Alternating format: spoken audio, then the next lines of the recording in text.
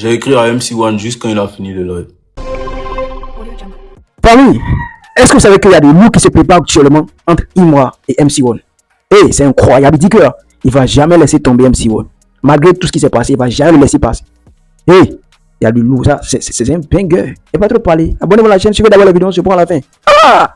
Chété. Par exemple, MC1, par rapport à ce qui se passe, et il y a des ultras qui estiment que il y a un peu de l'injustice, qu'ils vont donner notamment la force et tout ça. Qu'est-ce que tu penses de ça, en fait? J'ai écrit à MC1 juste quand il a fini le live. Voilà, comme ça, on est tous clairs. Comme ça, les ultras, ils savent que... Parce que moi, j'ai toujours dit, tu nous as toujours fait savoir que t'es quelqu'un qui supporte pas l'injustice.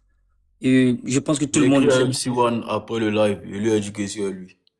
Ok, super, super, super. Je voulais savoir, MC1, tu penses un jour va avoir un feat ou même pas? Il va pas avoir un feed. Il a trop parlé de l'artiste. Faut te calmer, ça, il y a quoi? Non, c'est une question, faut te calmer, lui ne va répondre. Bigashi Losan, il calme, tché, comme quoi? Il sait pas. Ok. En tout cas, il lui a dit que c'est lui. C'est pas, on n'a pas tout dit. S'il doit envoyer quelque chose, il pense s'il doit envoyer quelque chose à lui, c'est dans le dos. Aujourd'hui, là, quand on parle des moments là. Tché. Il y a les rappeurs qui n'ont pas percé.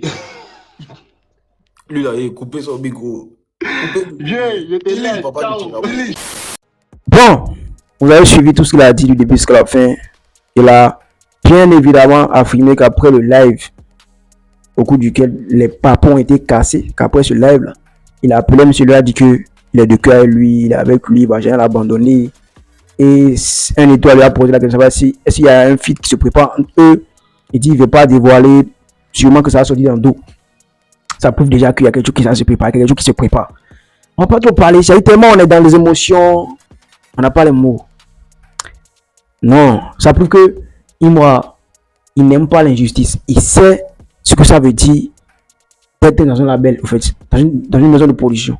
Il sait ce que ça veut dire. Il sait ce qu'on subit parce qu'il a été aussi dans un label, dans une maison de production. C'est pour ça que malgré tout ce qui s'est passé entre lui, malgré tous les clashs, pour ceux qui ne savent pas, ils ont eu à enregistrer un son ensemble, lui et puis MC1. Ils ont fait un feat il y a longtemps. Le feat n'est jamais sorti à cause des pics qu'MC1 lui lançait, tout ça. Je comprends. Mais il est dans le game. Il sait que voilà, tu es un artiste, parfois tu n'as pas envie de faire certaines choses, mais on te guide, ton producteur ou bien le label te pousse à le faire, juste pour que toi tu sois rentable. Il veut que tu rentres en guerre avec tout le monde pour être, je sais pas, à la une des journaux. Voilà quoi. Donc il sait sa raison pour laquelle il ne s'est pas dit non, le petit m'a manqué de respect, je vais jamais le faire si.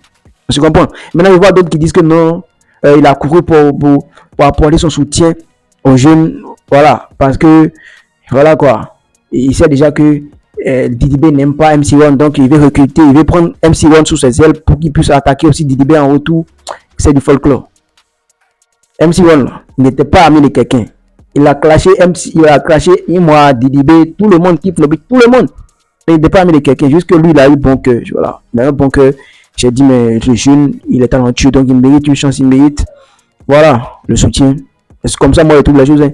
En tout cas, laissez quelqu'un commenter si vous avez vraiment kiffé son soutien qu'il a apporté. Si vous laissez quelqu'un commenter, abonnez-vous à la chaîne, partagez maximum la vidéo. On attend le feat. Pourquoi pas sortir dans dos pour aller au concert d'MC1? Et moi, pourquoi tu ne veux pas faire ça? Faut faire ça.